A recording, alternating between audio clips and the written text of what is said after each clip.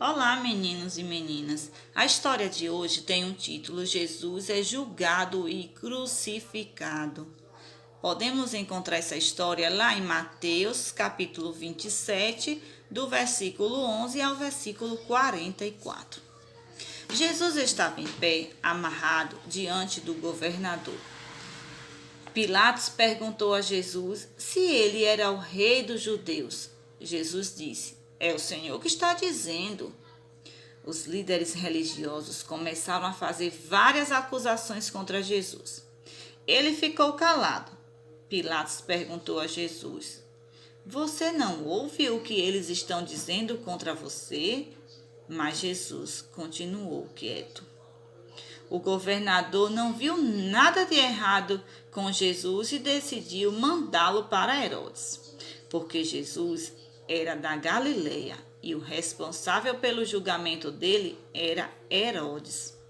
O governador também não conseguiu ver nenhum motivo para condenar Jesus, mas quis zombar do prisioneiro e mandou colocar um manto real em Jesus e levá-lo de volta para o palácio de Pilatos. Pilatos disse que ia dar um castigo bem grande em Jesus e depois o soltaria, pois era de costume soltar um prisioneiro na Páscoa. Mas não era isso que os líderes religiosos queriam. Eles levaram uma grande multidão para acusar e atacar Jesus.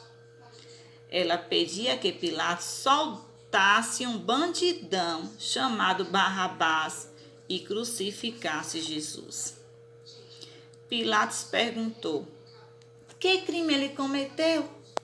Mas o povo não respondeu e continuou gritando: "Crucifica, crucifica, crucifica!" Quando viu que não tinha jeito de soltar Jesus e que uma confusão estava se formando, Pilatos mandou buscar uma bacia com água e lavou as mãos. Isso queria dizer que ele não era culpado por aquele crime e que a responsabilidade era do povo. Pilatos mandou soltar o bandidão e entregou Jesus para os soldados, que bateram muito nele. Colocaram uma coroa de espinhos em sua cabeça, só para zombar, dizendo: "Viva o rei dos judeus." Depois disso, Jesus carregou uma cruz até o monte. Lá ele foi crucificado no meio de dois bandidos que mereciam aquele castigo. Era meio-dia, mas de repente o céu ficou escuro. As pessoas continuavam a zombar e debochar de Jesus, e fazia isso sem pensar. Mas havia passado quase 3 horas, mas o sofrimento maior ainda estava por vir. Jesus recebeu o castigo pelos pecados de todos nós.